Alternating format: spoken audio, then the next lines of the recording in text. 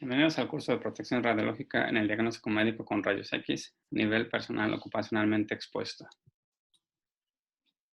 Bienvenidos al curso de protección radiológica en el diagnóstico médico con rayos X, nivel personal ocupacionalmente expuesto. El capítulo de hoy, la estructura atómica y nuclear. En este capítulo vamos a describir los temas como el átomo, número atómico, partículas subatómicas, elementos, núclidos, masa atómica, características del núcleo atómico, características de los orbitales electrónicos, masa y energía. La pregunta es, ¿por qué es importante saber estos conceptos? Yo creo que todos nosotros sabemos que el tema más importante en el diagnóstico médico es la imagen de rayos X. Y esa imagen de rayos X puede ser una tele de tórax, puede ser una tomografía, pero principalmente es la calidad de la imagen la que nos va a determinar hacer un buen diagnóstico o no. Y para eso, bueno, debemos de tener muy claros esos conceptos. Como les decía, la imagen de rayos X es lo más importante y es la razón por la cual todos nosotros trabajamos en el área de diagnóstico médico con rayos X. En cualquier puesto que tengamos médicos radiólogos, técnicos radiólogos. Otro de los conceptos importantes es la protección contra los rayos X. Cuando entramos a los cuartos de rayos X, muchas veces podemos ver que tenemos mamparas o necesitamos mamparas para realizar ese tipo de estudios. Es principalmente para la mastografía, para la fluoroscopía también, por ejemplo. Los mandiles, necesitamos mandiles de protección, principalmente para casos pediátricos. También para, bueno, yo creo que en el caso donde se utilizan más es en el área de, bueno, con los dentistas, por ejemplo, casos intervencionistas en fluoroscopía, se utilizan mucho esos mandiles. Mirillas. Utilizamos mirillas también para protección de rayos X. No solamente para poder ver al paciente desde el cuarto de control, pero también para protegernos. Obviamente necesitamos tener mirillas de observación. ¿Qué es lo que tienen en común esos tres elementos? Las mamparas, los mandiles y las mirillas. Es que todos tienen plomo. Y el plomo es un elemento químico. Y ese elemento químico tiene una composición atómica. Y eso es lo que necesitamos entender. No a nivel físico-matemático avanzado, pero sí cuál es la estructura de un átomo, por qué se forma y al final vamos a entender, al final del capítulo y al final del curso, obviamente vamos a entender por qué se utilizan ese tipo de materiales como el plomo para la protección radiológica. También podemos contemplar el tubo de rayos X, cómo se generan los rayos X, por qué ese tubo de rayos X debe de tener los elementos que tienen, por ejemplo, tungsteno. ¿Por qué no puede ser otro material? ¿Por qué necesariamente tiene que ser tungsteno? ¿Por qué el cátodo tiene que generar electrones? ¿Por qué se generan solamente electrones y no otro tipo de partículas para generar los rayos X? Bueno, eso tiene la respuesta a eso, obviamente, es en función de la estructura atómica, de entender esa estructura atómica y nuclear, a la cual vamos a describir a continuación. Ahora describamos lo que es un átomo. La imagen de un átomo normalmente la tenemos como ciertas órbitas con partículas girando a su alrededor. Esa imagen es una imagen característica de lo que normalmente consideramos como un átomo. Se asemeja mucho a lo que es en realidad un modelo atómico. Bueno, ¿qué es lo que ha ocurrido o desde dónde viene la historia del átomo? La historia del átomo viene desde los griegos y de hecho fue uno de los filósofos en el siglo V antes de Cristo, Demócrito, fue el primero que propuso el concepto del átomo y propuso, o en general la escuela de esa ideología, proponían que el átomo es el elemento de materia que no puede ser dividido. Una vez que ya dividieron ese material hasta lo más pequeño, hay un momento en el cual que ya no puede ser dividido más. En ese momento ellos decían que eso se denomina átomo. Esa idea se mantuvo por más de 2000 años. Pues no fue sino hasta mediados del siglo XIX cuando se demostró que el átomo en realidad puede dividirse en partículas más pequeñas. Eso obviamente fue un gran descubrimiento porque abrió puertas a entender qué es lo que ocurre dentro del átomo. Y sabemos hoy en día que ese átomo está constituido por un núcleo y electrones que giran a su alrededor. Entonces, toda la materia está constituida por elementos. Los átomos es la forma más simple de un elemento. Regresemos, por ejemplo, a la mampara. La mampara plomada. Bueno, tiene plomo. Obviamente tiene otros elementos. Vamos a concentrarnos ahorita en lo que es el plomo. Ese cristal es material. Ese material está formado por varios elementos. Uno de ellos es el plomo. Y ese plomo tiene átomos que son característicos únicamente del plomo. Y esa es la forma más elemental, química y física de ese elemento, que es el plomo. Ahora, si nosotros podemos tomar un átomo del plomo, podemos ver que se asemeja a una imagen como la que estamos viendo, en donde la mayor parte de la masa del átomo se concentra en el núcleo y hay otras partículas que giran a su alrededor, que son los electrones, los cuales tienen una masa mucho más pequeña. Ese modelo se puede representar como un sistema solar, que es lo más común, o sea, lo más fácil para entender. Y nosotros podemos pensarlo siempre de esa forma. Ahora, esa masa o ese núcleo está compuesto por neutrones y protones. Es donde se concentra la mayor cantidad de masa.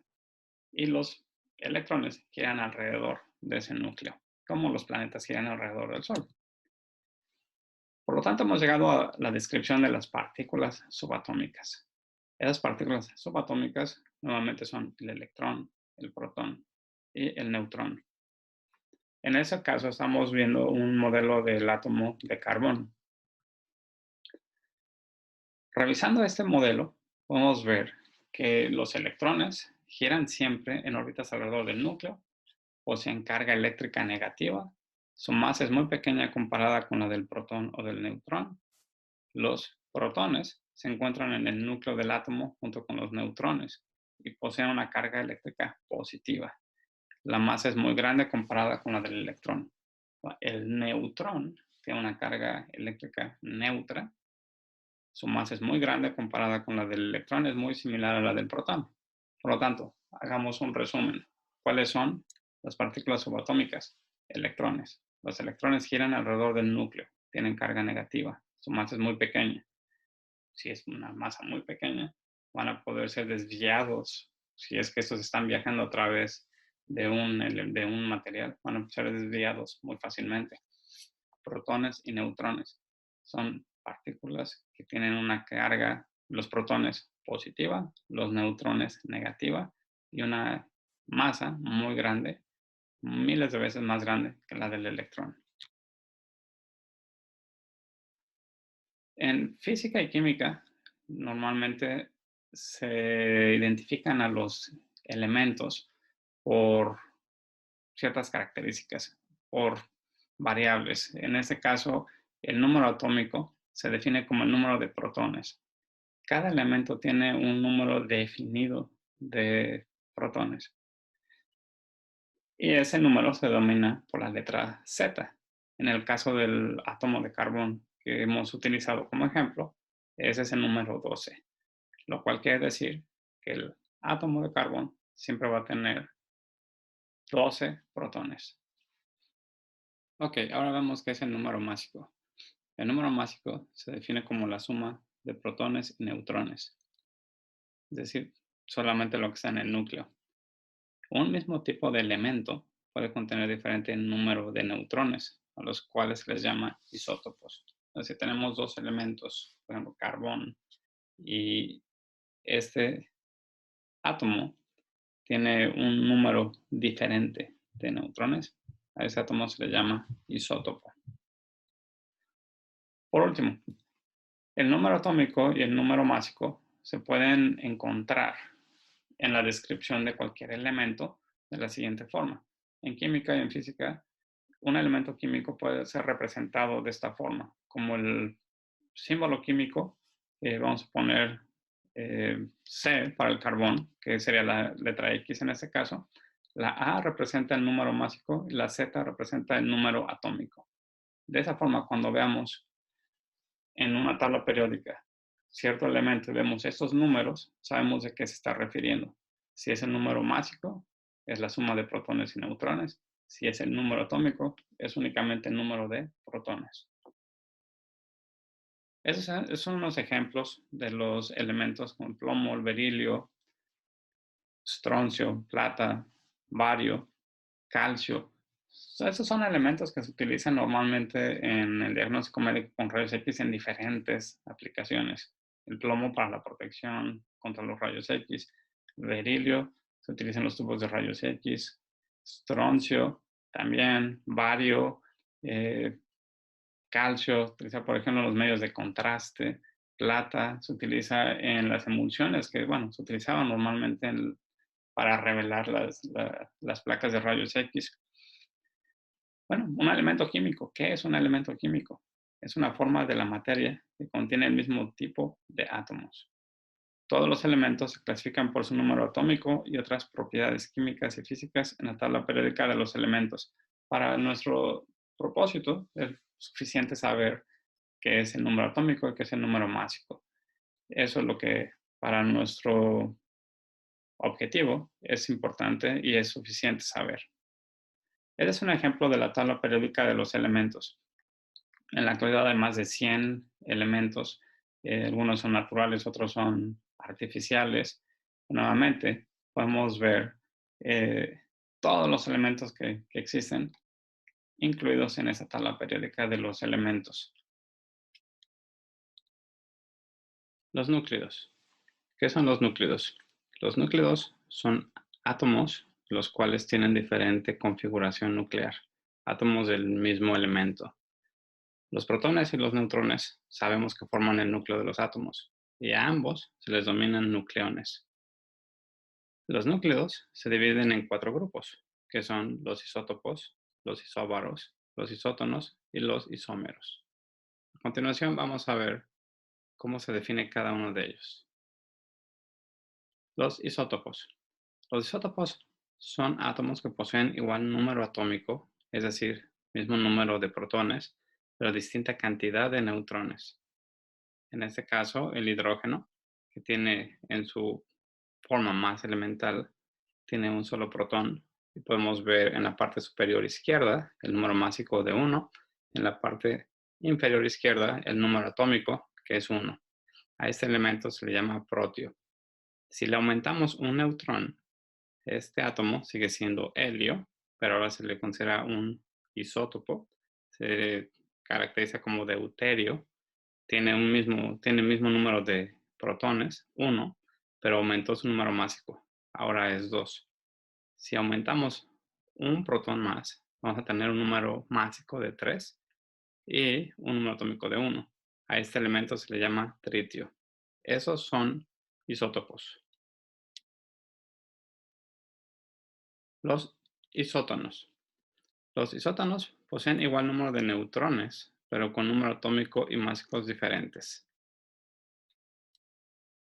En el caso del boro y del berilio, tenemos que el número másico es diferente, el número atómico también es diferente. ¿Qué es lo que permanece constante en los isótonos? Es el número de neutrones.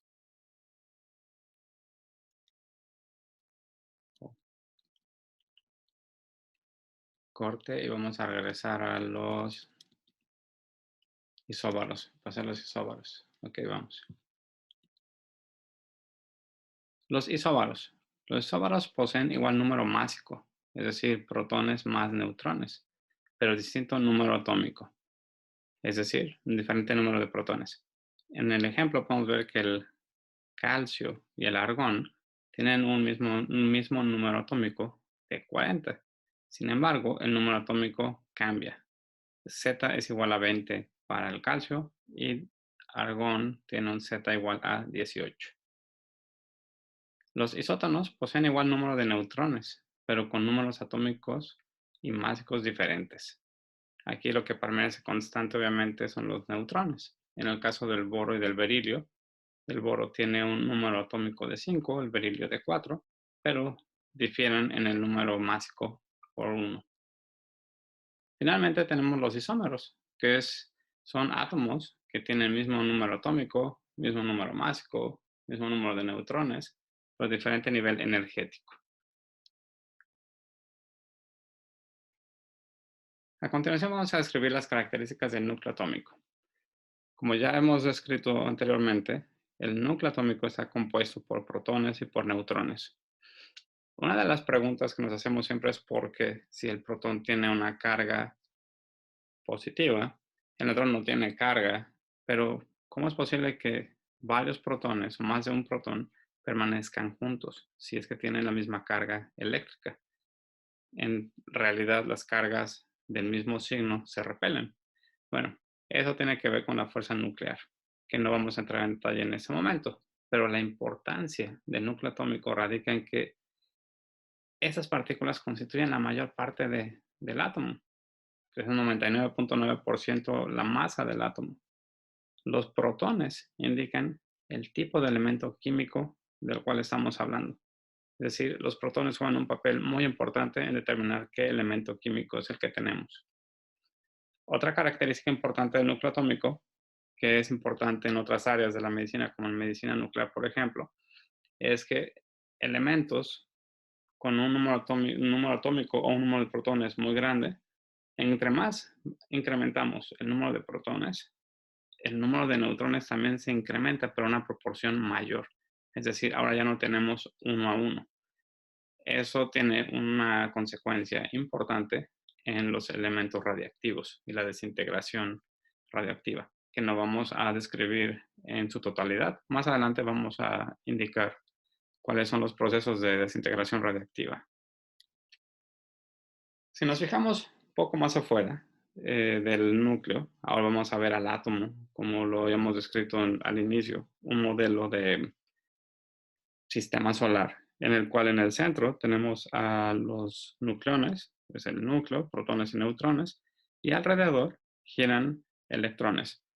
En el elemento más básico, obviamente el hidrógeno, tenemos solamente un electrón, tendremos solamente una órbita o un solo planeta girando alrededor de este núcleo. Conforme vamos aumentando el número de protones, vamos cambiando de elementos. Obviamente hay reglas que nos dicen cuántos electrones pueden existir en cada una de estos orbitales energéticos, como se les denomina. Bueno, esos niveles de energía se les pueden caracterizar por números, del 1 al 7, o con las letras K, L, M, N, O, P y Q. Como les digo, cada uno tiene un número específico de electrones que pueden estar en estas capas. No puede haber más electrones en la capa K que en la capa N, por ejemplo. Van aumentando conforme se van alejando del núcleo. Eso es importante porque más adelante, cuando veamos cómo se producen los rayos X, vamos a ver que hay electrones que pueden ser expulsados de una capa, vamos a suponer de la capa N o la capa L, por ejemplo, y al haber una vacante en esa capa L, un electrón de una capa superior puede bajar y ocupar ese lugar. Pero ahora recordemos que entre más nos alejamos del núcleo, más energético es ese nivel de energía. Por lo tanto, si un electrón de la capa N baja a la capa M, va a tener que liberar energía porque tiene energía en exceso para estar en la capa M. Tiene que hacer algo con esa energía que le sobra y eso lo emite en una forma de rayos X característicos. Más adelante vamos a ver cómo podemos identificar esos rayos X característicos. Masa y energía. Vamos a discutir lo que es la masa. Normalmente relacionamos la masa como un objeto cuando... Ok, vamos a poner pausa. Ok, empezamos. Masa y energía. ¿Qué es la masa? Normalmente nosotros tenemos el concepto de masa cuando pesamos algo en una báscula. Cuando pesamos 1 kilo de tortillas, 1 kilo de arroz, 1 kilo de frijoles, 1 kilo de algo. Pero realmente es lo que estamos midiendo ahí nosotros es el peso.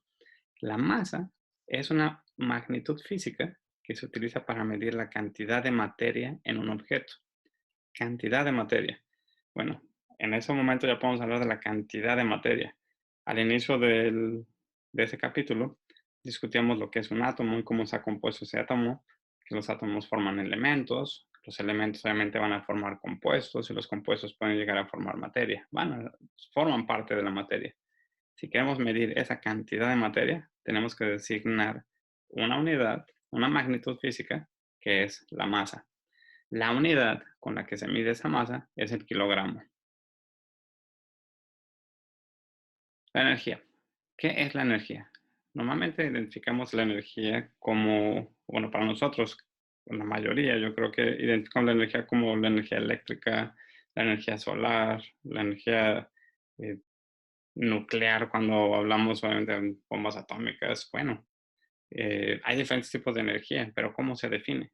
La energía se define como la capacidad de realizar un trabajo o, en otras palabras, cuando tenemos una fuerza que actúa sobre un objeto que está en determinado estado y cambiamos ese estado.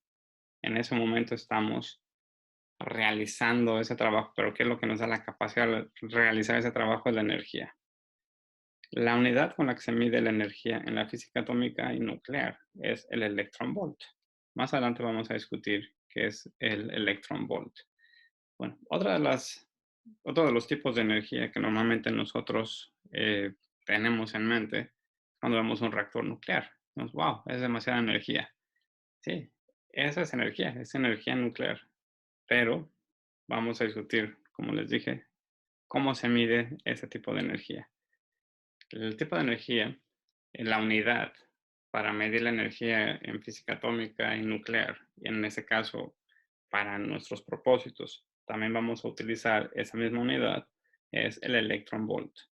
El electronvolt se define como la unidad de cantidad de energía necesaria para transportar un electrón en una diferencia de potencial de 1 volt. Vamos a hacer el siguiente experimento. Si tenemos una placa metálica con carga negativa y una placa positiva, una placa metálica con carga positiva, separadas por una distancia, ¿ok? Vamos a definir una distancia D.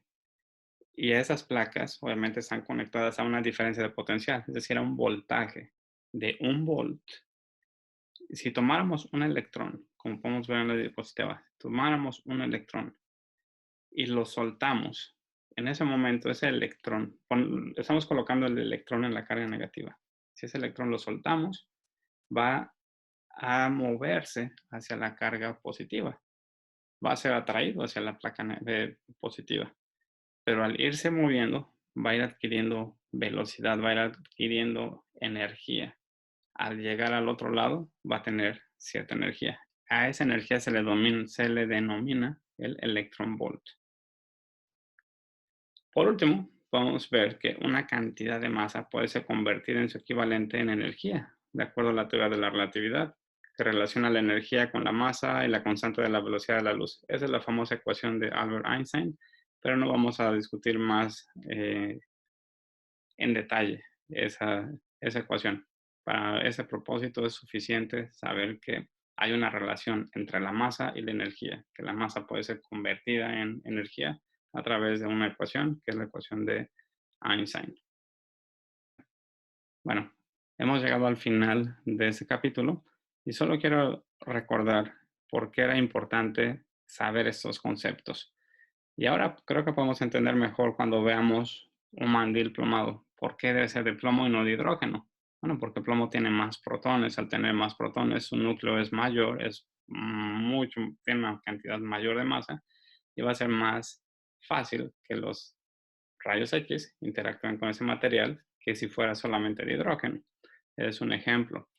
Lo mismo pasa con las mamparas móviles, con las mirillas de observación, los tubos de rayos X. Lo mismo.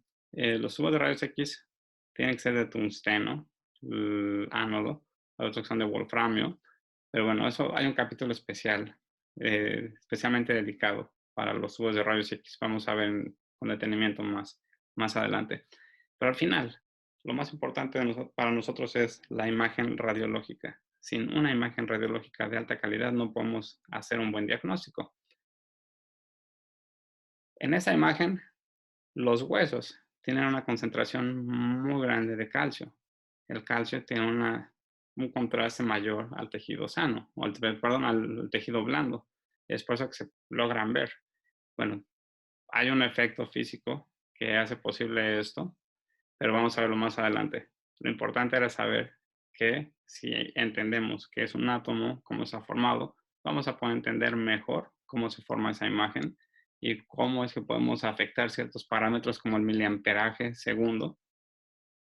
El miliamperaje básicamente es el número, la cantidad de electrones, la cantidad de corriente que estamos dejando pasar al tubo de rayos X para producir un haz de rayos X y que nos va a ayudar a formar una imagen. Bueno, todo eso tiene que ver con los átomos, con los electrones, con los protones. Con eso finalizamos el capítulo 1 de la estructura atómica y nuclear.